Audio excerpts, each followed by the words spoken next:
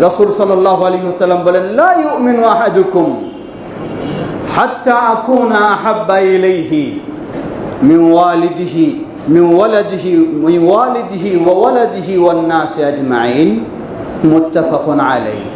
তোমাদের কেউ কখনো পরিপূর্ণ ঈমানদার হতে পারে না যতক্ষণ না আমি তার কাছে তার শ্রদ্ধার পাত্র বাবা মার চেয়ে, তার কলিজার টুকরা স্নেহের পাত্র সন্তানের চেয়ে, এমনকি সমগ্র বিশ্বের মানুষের চেয়ে তার কাছে আমি অধিক ভালোবাসার পাত্র না হতে পারবো, ততক্ষণ পর্যন্ত সে পরিপূর্ণ ঈমানদার হতে পারবে না। লক্ষ্য করুন, এই বক্তব্য তো রাসূলুল্লাহ সাল্লাল্লাহু আলাইহি ওয়াসাল্লাম এই 1400 বছর পরের মানুষদের জন্য শুধু দেননি, এই বক্তব্য তিনি দিয়েছেন যারা রাসূলুল্লাহ সাল্লাল্লাহু আলাইহি ওয়াসাল্লামের কাছে মানুষ হয়েছেন, সাহাবায়ে কেরাম, তাদেরকে লক্ষ্য করেই। অতঃপর সকল মুসলিমদের জন্য তিনি এই বক্তব্য দিয়েছেন। তারা কিভাবে ভালোবাসলেন? সহিহুল বুখারীর হাদিসে এসেছে, ওমর ইবনুল খাত্তাব রাদিয়াল্লাহু আনহু তিনি বলেন, ক্বালা লিন-নবী ইয়া রাসূলুল্লাহ আনতা আহাব্বু ইলাইয়া মিন কুল্লি শাইইন ইল্লা মিন নাফসি। ওমর ইবনুল খাত্তাব রাদিয়াল্লাহু আনহুর মতো ব্যক্তি বললেন, হে আল্লাহর রাসূল সাল্লাল্লাহু আলাইহি ওয়াসাল্লাম, আনতা আহাব্বু ইলাইয়া মিন কুল্লি শাইইন, আপনি আমার কাছে সব কিছুর চেয়ে অধিক প্রিয়, ইল্লা মিন নাফসি, তবে আমার নিজের আত্মার চেয়ে আপনাকে বেশি প্রিয় বানাতে পারিনি। রাসূলুল্লাহ সাল্লাল্লাহু আলাইহি ওয়াসাল্লাম কথাটাকে কিভাবে গ্রহণ করলেন?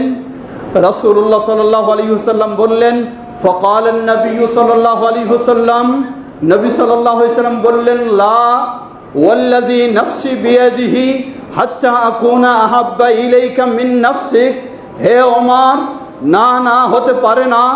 সব কিছুর চেয়েও যদি আমি তোমার কাছে প্রিয় হই, কিন্তু তোমার নিজের চেয়ে যতক্ষণ পর্যন্ত প্রিয় হব না, সেই সত্তার কসম করে বলছি যার হাতে আমার প্রাণ, লা, হে ওমর, তুমি এখনো ঈমানদার হতে পারোনি। আল্লাহু আকবার। ওমর রাদিয়াল্লাহু আনহু হতবাক হলেন, আমার মতো ব্যক্তি এখনো ঈমানদার হতে পারেনি, তাহলে আমার করণীয় কি? নিশ্চয় আমাকে আরো অগ্রসর হতে হবে। ওমর রাদিয়াল্লাহু আনহু বলে ফেললেন, ফাকাল লাহু ওমর ফাইন্নাহু আল-আন ওয়াল্লাহি লা আনতা আহাব্বু ইলাইয়া মিন নাফসি। ফাকাল আন-নবী সাল্লাল্লাহু আলাইহি ওয়াসাল্লাম, আল-আনা ইয়া ওমর।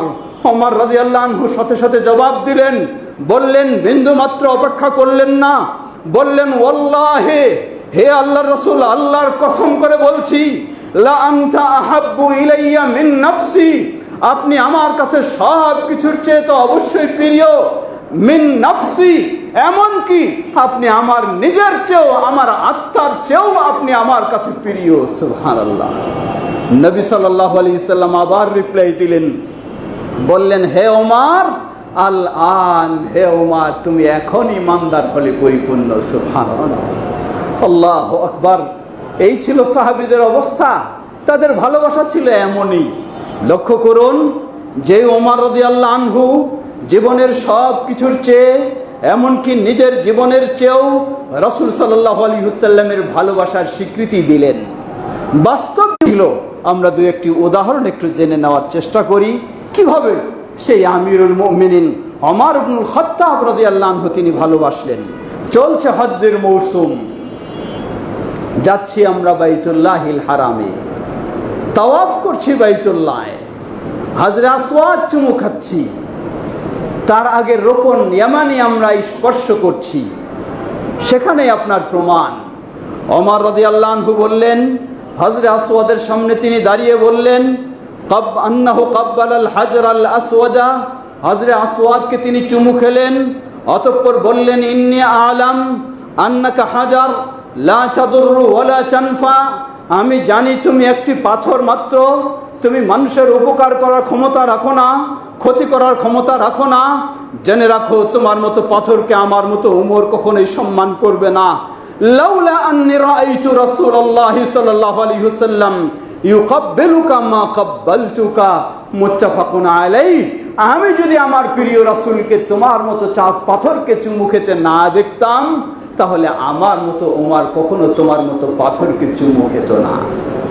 শুধু চুমু খাচ্ছি এজন্যই আমি ভালোবাসি আমার প্রিয় রাসূল মুহাম্মদ সাল্লাল্লাহু আলাইহি ওয়াসাল্লামকে। আর রাসূল সাল্লাল্লাহু আলাইহি ওয়াসাল্লাম তোমার মতো পাথরকে চুমু খেয়েছেন, তাই আমি তোমাকে চুমু খেতে বাধ্য। আমার কোনো প্রশ্ন, আমার কোনো আপত্তি এখানে আর থাকতে পারে না। আরো লক্ষ্য করুন, সেটিও সহিহুল বুখারীর হাদিস। ওমর ইবনুল খাত্তাব রাদিয়াল্লাহু আনহু হাজরে আসওয়াদের আগে যে কণাটি, সেটিকে বলা হয় রুকনে ইয়ামানি। সেখানে তিনি বলছেন, আমা ওয়াল্লাহি ইন্নী লা আ'লাম আন্নাকা হাজার লা তাদুররু ওয়া লা তানফা ওয়ালাউলা আন্নী রাআইতুন নাবিয়্য সাল্লাল্লাহু আলাইহি ওয়াসাল্লাম ইসতালামাকা মাসতালামতুকা ফাসতালামাহু। ওমর রাদিয়াল্লাহু আনহু সেই কণার সামনেও দাঁড়িয়ে বললেন, জেনে রাখো, আল্লাহর কসম করে বলছি, আমি জানি এই রুকনে ইয়ামানি তুমি একটি পাথর মাত্র। এই পাথর দিয়ে ওয়ালটা তৈরি করা হয়েছে। তুমি পাথর, তোমার তো কোনো কিছুই করার ক্ষমতা নেই, কোনো না ক্ষতি করতে পারো না কোনো উপকার করতে পারো। লাউলা আন্নী রাআইতুন নাবিয়্য সাল্লাল্লাহু আলাইহি ওয়াসাল্লাম, আমার প্রিয় নবীকে যদি আমি না দেখতাম তোমাকে স্পর্শ করেছেন, তাহলে আমি কোনোদিন স্পর্শ করতাম না। সুম্মাস্তালামাহু, অতঃপর ওমর রাদিয়াল্লাহু আনহু হাত দিয়ে স্পর্শ করলেন, শুধু রাসূলুল্লাহ সাল্লাল্লাহু আলাইহি ওয়াসাল্লামের ভালোবাসায়, তার সুন্নাহ অনুসরণে। আবার লক্ষ্য করুন, এই হজ্জে যারা যাবেন, ওমরায় যারা যাবেন, সর্বপ্রথমেই 3 চক্কর পুরুষদের জন্য এটি তাওয়াফে কুদুমে যা করতে হয় সেটিকে বলা হয় রমল। রমল মানে বীর বেশে চলতে হয়, ঘন ঘন পা ফেলে চলতে হয় প্রথম 3 চক্কর। কেন এটি বীর বেশে চলবেন, কি কারণ, কি উদ্দেশ্যে ছিল? নবী সাল্লাল্লাহু আলাইহি ওয়াসাল্লাম যখন 10ম হিজরিতে হজ করেন, সেই 10ম হিজরির হজের সময় ওই মুশরিকরা এক সাইডে দাঁড়িয়ে ছিল। তারা দাঁড়িয়ে থেকে তারা ঠাট্টা বিদ্রুপ করছিল, দেখো না দেখো, ওই মদিনা থেকে এসেছে যারা হজ করতে, মদিনা থেকে এসেছে যারা উমরা করতে, তারা কতই দুর্বল, নেই তাদের গায়ে কোনো শক্তি, তারা যেন মনে হয় গায়ে শক্তিহীন, মনে হয় যেন পড়ে যাবে, এইরকম তারা দুর্বল অসহায় মানুষ, এই বলে ঠাট্টা বিদ্রুপ করছিল। নবী সাল্লাল্লাহু আলাইহি ওয়াসাল্লাম তখন বললেন, এই প্রথম তাওয়াফে 3 চক্কর আমরা বীরের বেশে তাওয়াফ করব, যাতে ওই মুশরিকরা দেখে আমরা দুর্বল নই, আমরা কাপুরুষ নই, আমরা শক্তিহীন নই, আমরা বীর, আমাদের শক্তি রয়েছে, আমরা সেই শক্তি তাদেরকে প্রদর্শন করব। এটি ছিল 10ম হিজরিতে। ওমর রাদিয়াল্লাহু আনহুর খেলাফতের সময় তখন তো আর সেখানে কোনো মুশরিক থাকার সুযোগ নেই, শেষ, মুশরিক হারিয়ে গেছে। সেই মুশরিকদেরকে বিতাড়িত, তারা মক্কায় তাদের প্রবেশের সুযোগ নেই, আজও পর্যন্ত মক্কায় প্রবেশের সুযোগ নেই। তবে এক শ্রেণীর মুশরিক, তাদের মুসলিম নামে তারা প্রবেশ করে। কোন মুশরিক? যারা আল্লাহকে বাদ দিয়ে পীর পূজা করে, যারা আল্লাহকে বাদ দিয়ে তাদের ইমাম পূজা করে, সেই মাজুসী অগ্নি পূজক মুশরিক যারা, পারস্যের সেই মুশরিকরা আজও তারা যায় সেখানে, কিন্তু তাদের নামে যেতে পারে না, তারা যায় সেখানে মুসলিমের নাম দিয়ে। আল্লাহ হেদায়েত দান করুন।